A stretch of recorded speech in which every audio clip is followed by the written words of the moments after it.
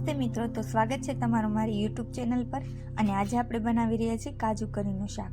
તો સૌથી પહેલાં આપણે ગેસ શરૂ કરી લઈશું અને એના ઉપર એક કુકર રાખી દઈશું। 2 મીડિયમ સાઇઝના કાંદા, 1.5 ટમેટું,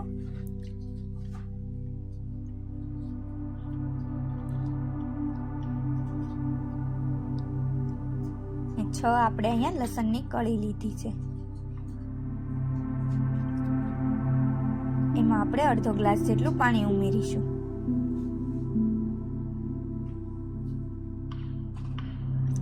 પછી આપણે એમાં થોડાક કાજુ પણ ઉમેરીશું।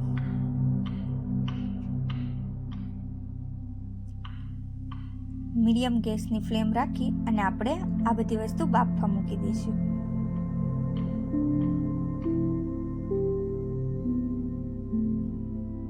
એક સીટી પડે એટલે આપણે કુકર નીચે ઉતારી લેવાનું છે અને પેન મૂકવાનું છે। પેનમાં 1 ચમચી ઘી ઉમેરી દઈશું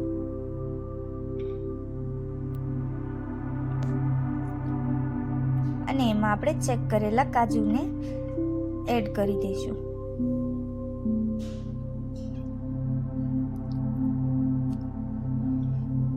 ધીમી ફ્લેમ પર આપણે કાજુને તળી લેશું।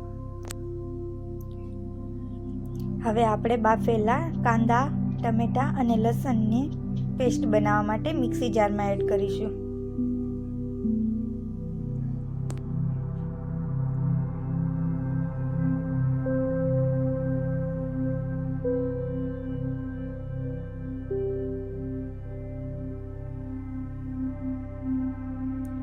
તો અહીંયા આપણી તૈયાર થઈ ગઈ છે ગ્રેવી। આ ગ્રેવીને આપણે એક બાઉલમાં કાઢી લેવાની છે।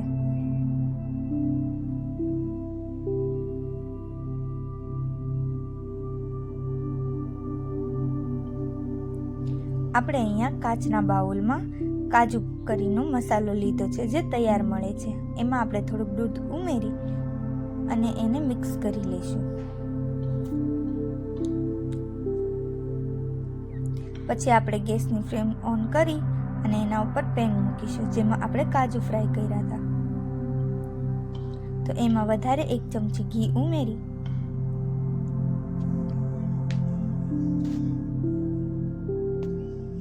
આમાં આપણે આદુ અને લસણની પેસ્ટ ઉમેરીશું।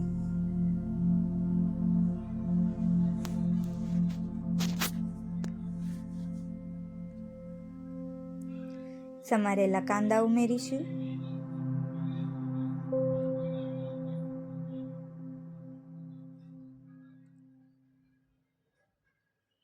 કાંદાનો રંગ થોડો ડલ પડે એટલે આપણે એમાં મરચાં ઉમેરીશું, કેપ્સિકમ।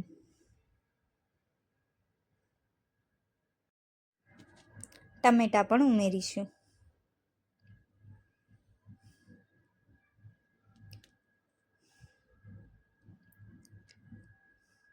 પછી આપણે બનાવેલી ગ્રેવી એડ કરીશું આમાં।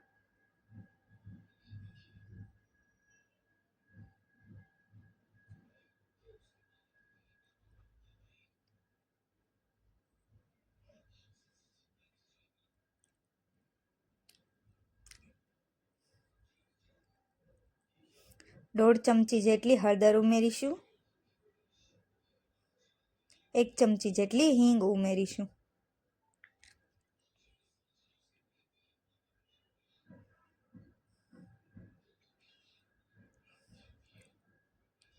આવી રીતે ગ્રેવીને આપણે મિક્સ કરતી રહેવાની છે જેથી એ તળિયે ના બેસી જાય।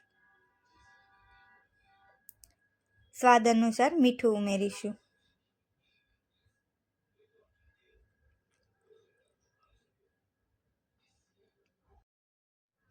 તૈયાર કરેલો કાજુ કરીનો મસાલો ઉમેરીશું। પછી આપણે ગ્રેવીને મિક્સ કરી લેવાની છે।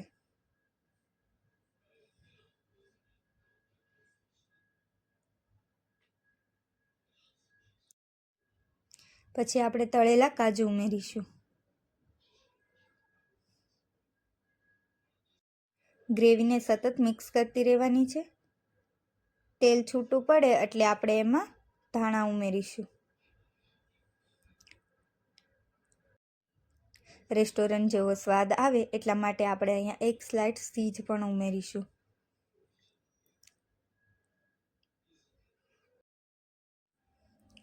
તો તૈયાર છે મિત્રો આપણું રેસ્ટોરન્ટ જેવું કાજુ કરીનું શાક. તો હવે ઘરે બનાવીને તમે પણ રેસ્ટોરન્ટ જેવો સ્વાદ લઈ શકો છો.